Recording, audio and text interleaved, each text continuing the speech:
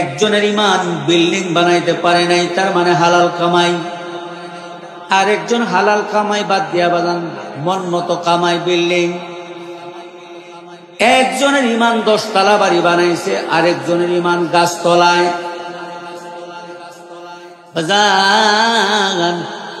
আপনাদের কাছে জানতে মনে চাই, 10 তলায় যে থাকে গাছতলায় যে থাকে বাজান, মরবে না কে? সবাই মরবেন। 10 তলায় যিনি থাকেন তিনিও মরবেন, গাছতলায় যিনি থাকেন বাজান আজরাইলের সাথে তারও জিয়ারত হবে। বাবা, এই যে হাজার হাজার মাহফিল হয়, আলেম ওলামাদের মিলন মেলা, উদ্দেশ্য একটাই, কি করে প্রত্যেকটা মানুষ দিনদার হইয়া যায়, নেককার হইয়া যায়, ইমান ও আমলওয়ালা হইয়া যায়। একজনের ইমান যখন বাড়তে থাকে, আমলের গতিও বাড়তে থাকে, জান্নাতের দিকে সে অগ্রগামী হইতে থাকে। আর একজনের ইমান যখন কমতে থাকে, আমলের গতিও কমতে থাকে। আল্লাহ মাফ করেন, কমতে কমতে কমতে কমতে এমন একটা পর্যায়ে চলে যায়, খালি হাতে তার বিদায় হইতে হয়।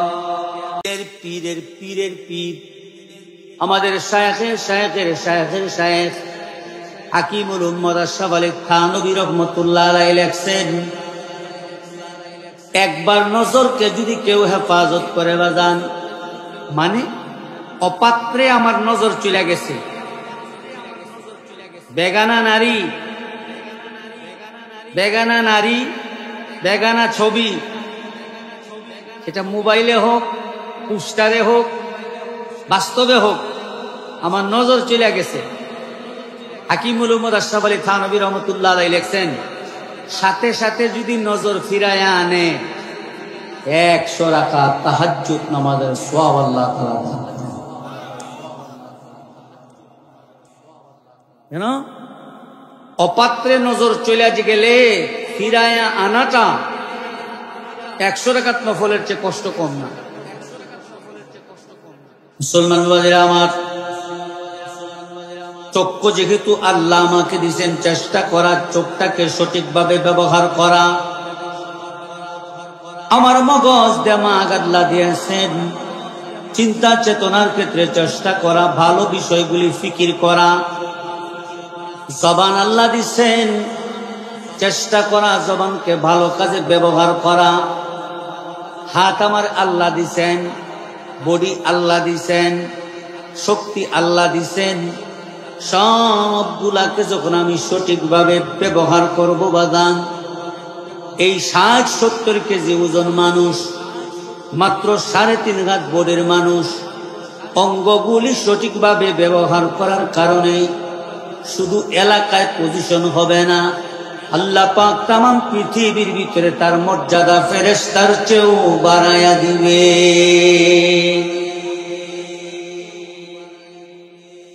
মর্যাদা সে ফেরেশতার চেয়ে উপরে উঠে যাবে।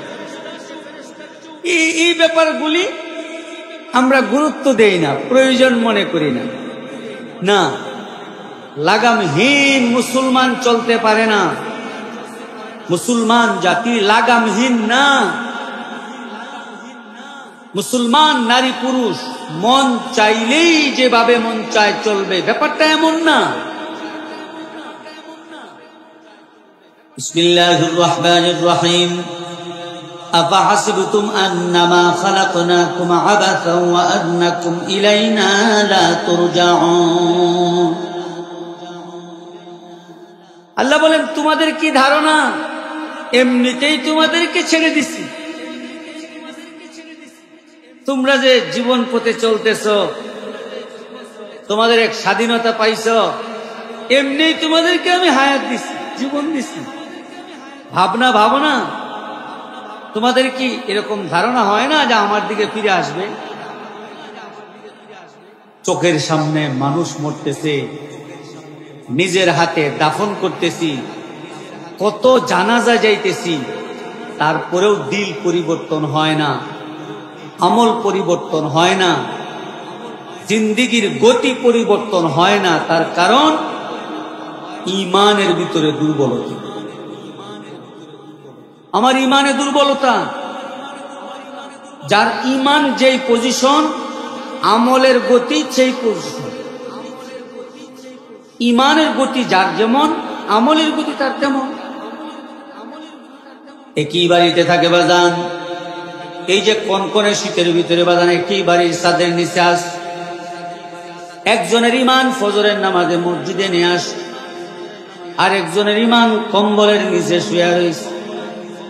দুজনেই কিন্তু একই বাড়ির ছাদের নিচে। বাবা, আপনাদের কাছে কি মনে হয় সঠিক এবং ভালো অবস্থানে আছে কে, মসজিদে না যে কম্বলে?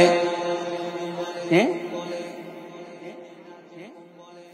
দুজনে ইমানওয়ালা, দুজনে একই বাড়ির বসবাসকারী, এমনকি দুজন একই মা বাবার সন্তান হইতে পারে, কিন্তু একজনের ইমান কনকনে শীতে মসজিদে পৌঁছায় দিল, আর একজনের ইমান কম্বলের নিচেই রাইখা দিল।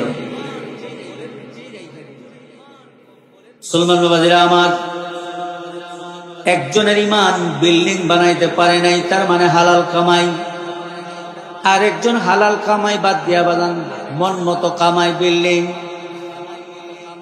একজনের ইমান 10 তলা বাড়ি বানাইছে, আর একজনের ইমান গাছতলায়।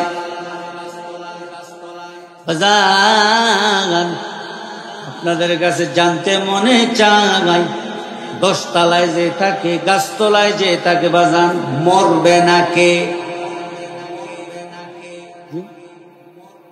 সবাই মরবে না? 10 তলায় যিনি থাকেন তিনিও মরবেন, গাছতলায় যিনি থাকেন বাজান আজরাইলের সাথে তারও জিয়ারত হবে। বাবা, এই যে হাজার হাজার মাহফিল হয়, আলেম উলামাদের মিলন মেলা, উদ্দেশ্য একটাই, কি করে প্রত্যেকটা মানুষ দিনদার হইয়া যায়, নেককার হইয়া যায়, ইমান ও আমলওয়ালা হইয়া যায়। একজনের ইমান যখন বাড়তে থাকে, আমলের গতিও বাড়তে থাকে, জান্নাতের দিকে সে অগ্রগামী হইতে থাকে। আর একজনের ইমান যখন কমতে থাকে, আমলের গতিও কমতে থাকে। আল্লাহ মাফ করেন, কমতে কমতে কমতে কমতে এমন একটা পর্যায়ে চলে যায়, খালি হাতে তার বিদায় হইতে হয়। আগের যুগে এত পজিশন ছিল না, এত রাস্তাঘাটের উন্নয়ন ছিল না, এত বিল্ডিং ছিল না, এত ভালো ভালো অবস্থান ছিল না, কিন্তু সামান্য ছাউনির ঘর, ভাঙা আঁকা বাঁকা পথ, বিদ্যুতের লাইনও তেমন ভালো সম্পন্ন ছিল না, খুফি বাতি দিয়া চলছে, কিন্তু মানুষগুলার ইমান ছিল বড় মজবুত। কথা বলুন, ঠিক না বুঝে? মানুষগুলার ভিতরটা ছিল ভালো, আমল ছিল বড় সুন্দর। আগের দিনের সকালবেলা গ্রামে গঞ্জে শহরে বন্দরে সকাল হইতো, মা বোনের তেলাওয়াতের আওয়াজ হইতো না? বিসমিল্লাহির রহমানির রহিম। আফাহাসিবতুম আন্নামা খালাকনাকুম আবাসান ওয়া আন্নাকুম ইলাইনা লা তুরজাউন। বাজান, এই জীবন আর যৌবন আর অঙ্গ প্রত্যঙ্গ, সুস্থতা স্বাস্থ্য আল্লাহ এমনি দেন নাই। একটা প্রশ্ন আমি আপনাদের খেদমতে করতে চাই, অত্যন্ত বিনয়ের সাথে আদবের সাথে করি বাজান। আমার এই জীবন যৌবন, আমার এই চলন কথাবার্তা বলা দেখা অঙ্গ প্রত্যঙ্গ কে দিছেন?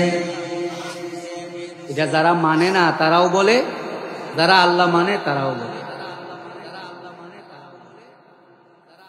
এই যে ব্যাপারটা, দিন মোতাবেক চলা, দিনদার হইয়া যাওয়া। নবীর সাহাবী যারা ছিলেন, এবার কোন যোগ্যতা ছিল না, কিন্তু দিনদার ছিলেন। আল্লাহর হুকুম নবীর তরিকার বাহিরে কথাও বলেন নাই, নজরও করেন নাই, কদমও উঠান নাই, কিন্তু তাদের পজিশন ছিল না, ধন সম্পদ তেমন ছিল না, বাড়ি গাড়ি তো ছিলই না, কিন্তু আল্লাহর কাছে তারা এত পছন্দ হইছেন, আল্লাহ পাক तमाम পৃথিবীবাসীকে জানায় দিয়েছেন রাদিয়াল্লাহু আনহুম ওয়া রাদু আন, আল্লাহ তাদের উপর রাজি খুশি হয়ে গেছেন। বলা যাবে কি সুবহানাল্লাহ। দিন শেষে, জীবন শেষে হাসি ফুটবে যার মুখে, সেই সফল। রাগ হইয়েন না। এক মুরব্বী আইসা বলতেছেন, হুজুর একটু সময় দিবেন, একটু কথা বলবো, বেদনা যন্ত্রণা সইতে পারি না, অন্যের কাছে শেয়ার করলে দিল পরিষ্কার হয়। বসলেন, মানুষে কথা বলা শুরু করে মুস্কি হাসি দিয়া, ভালো মন্দ জিজ্ঞাসা করিয়া, আর উনি কথার শুরুতেই চোখের পানি ফালাইয়া দিলেন। বেদনার কান্না কাঁদতেছেন, কিছু কান্না দেখলেও কান্না আসে, ঠিক না? আমি টয়লেট টিস্যু দিয়া নিজের হাতে উনার চোখের পানি মুছলাম। বাবা, দেখতে শুনতে মনে হচ্ছে আপনি সমর্থবান, আপনার ভিতরে এত ব্যথা কিসে? সুলমান, আমি যেন ওনার কান্না আরো বাড়ায় দিলাম। হুজুর, জীবন যৌবন শক্তি দিয়া গাড়ি বাড়ি যা কিছু করলাম, আমার জীবন শেষের দিকে এখন বর্তমানে আমার বিবি বাচ্চা আমাকে অনীহা করে, ভাবে ভঙ্গিতে মনে হচ্ছে আমাকে বাড়ি ছাড়া লাগবে। কার জন্য করলাম, কি জন্য করলাম, কার কাছে দুঃখের কথা বলবো? আমি জিজ্ঞাসা করলাম, মাসে আয় কেমন? উনি একাধিক লক্ষ শব্দ ব্যবহার করেছেন, মানে উনার মাসে আয় ইনকাম একাধিক লক্ষ টাকার উপরে শব্দ ব্যবহার করেছেন। তার মানে 4-5 লাখ টাকা উনার ইনকাম বর্তমান সময়ে। কিন্তু কথা বলতেছে চোখের পানি। উনি বললেন, হুজুর আমি এগুলি কার জন্য করলাম? আমি তো মরার আগেই দেখতেছি আমার শেষ, মৌতের পরে আমার কি হবে? সলমান বাবাজিরা আমার, আমি উনাকে বিনয়ের সাথে বললাম, বাজান রাগ হইয়েন না, এই যে এত বিশাল সম্পদ করলেন, হালাল পন্থায় না হারাম পন্থায়? মাথা নিচু করে দিলেন।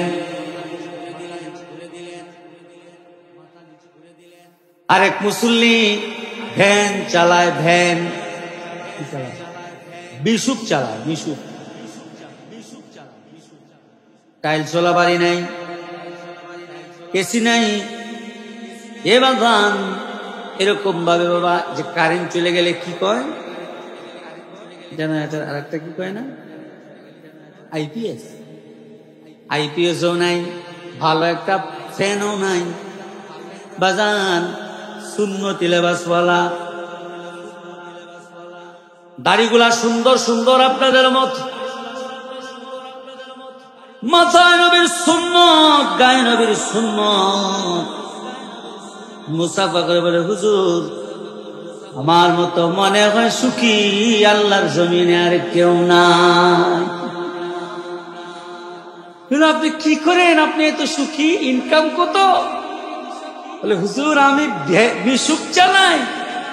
আরে মিশুক চালানে বলে এত সুখী কেমনে হয়? হুজুর সারাদিন মিশুক চালায়া যখন ঘরে ফিরি, বিবি বাচ্চার আচরণে কলিজা ঠান্ডা হয়ে যায়।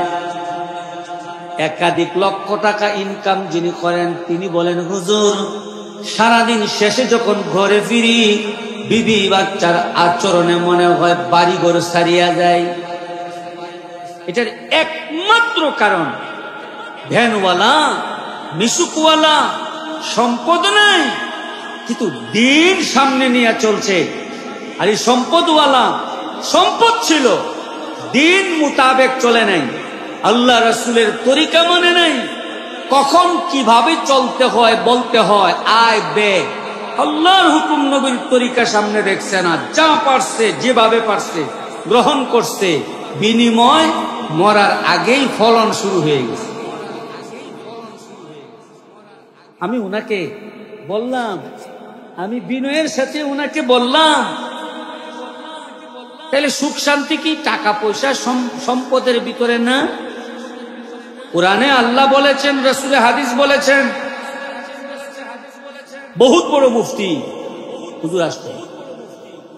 আমাদের কওমি মাদ্রাসায় যারা দারুল ইফতা মুফতি পড়ালেখা করে ছাত্ররা, সেই মুফতি ছাত্রদের উস্তাদ উনি,